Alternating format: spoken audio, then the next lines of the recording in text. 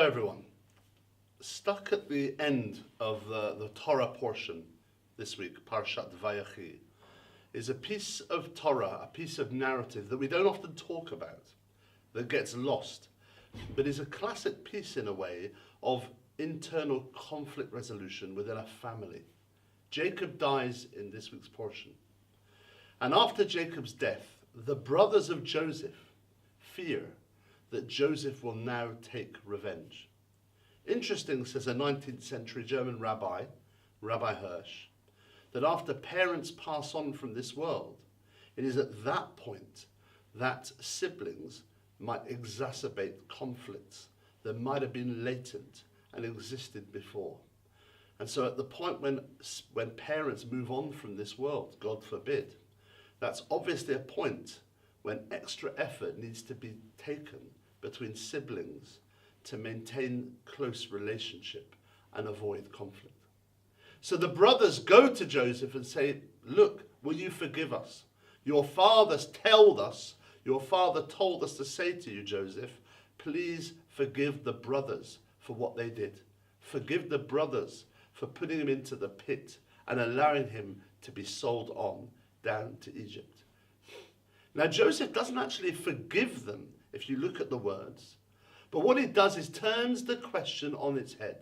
He says, I'm not in place of God, and clearly by me being sold down to Egypt and eventually becoming second in command to Pharaoh, I've now been in a position where I can sustain you and allow you, my family, to have a livelihood here and to thrive here in Egypt. So whatever you thought of bad has actually come to the good.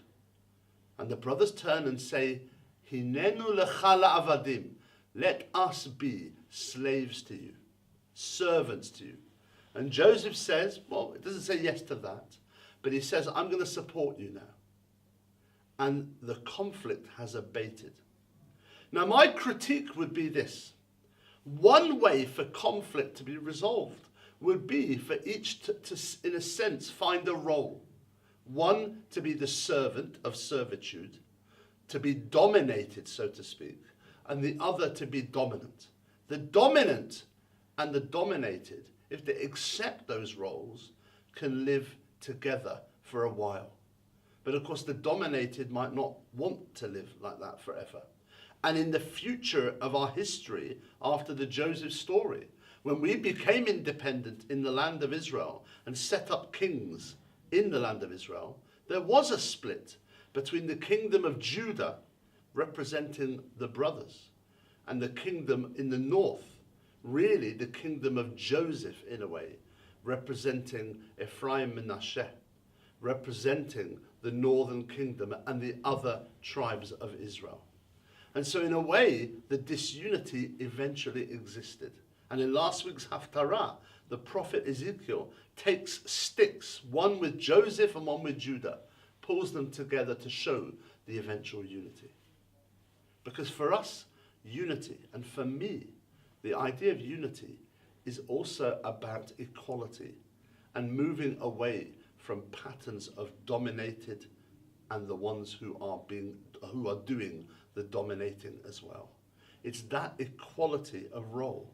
It's that respect, that equality of respect, that leveling of our people in society, each with their role, each with their impact, their influence, what they can contribute, which I think is a really important message for all of us today. Shabbat Shalom.